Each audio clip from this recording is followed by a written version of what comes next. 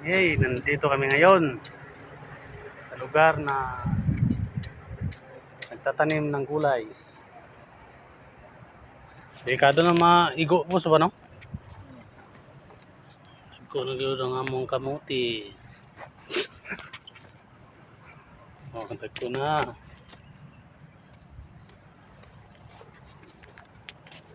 Balanghoy. Bugyang gina magtanom. Mao ni ang hardinero. Driver pa, hardinero pa. Yan, cooker pa. Yawa eh. Hindi dubli-dubli ng asawa, boss.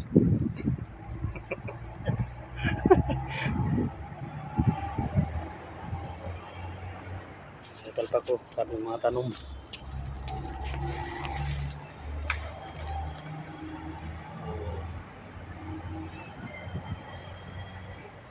Ba't ito mga mais na turok na? Apa yung mga mais diyo? Lagyan kayo mga mais diyo, mga palpak. Nakakay lang doon mga mais. Wow, gana. Ito na. Wow. Mais yan pa pupunta doon. Dito rin pupunta doon. Grabe.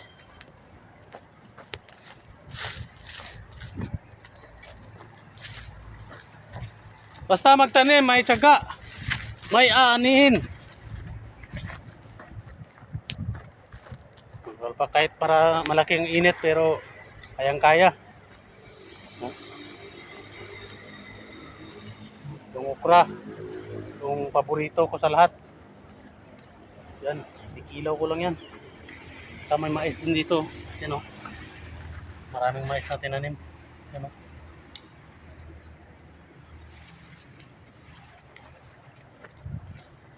Bulak na. Parang nalalanta yata o. Yung talong na talong. Oh. Ito kami magtanim.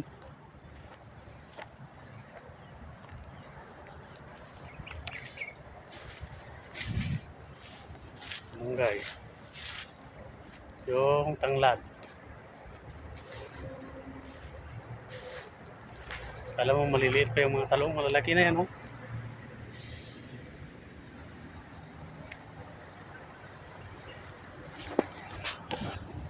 Mahirap magtanim mga kapalpak.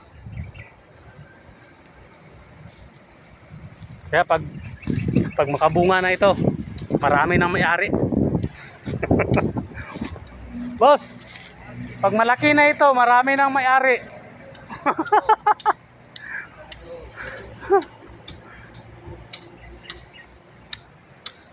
Kaya lalagyan namin ng CCTV dito para sinong kumukuha hindi nagpapaalam.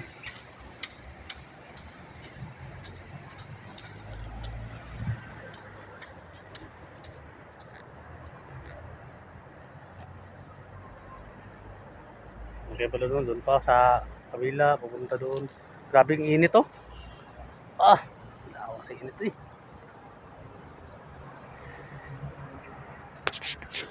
Grabing inita.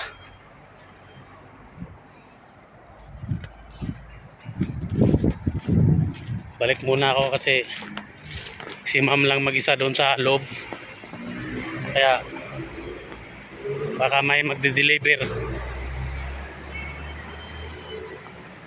Baka mabigla si ma'am. Nakamakit na pala sa taas.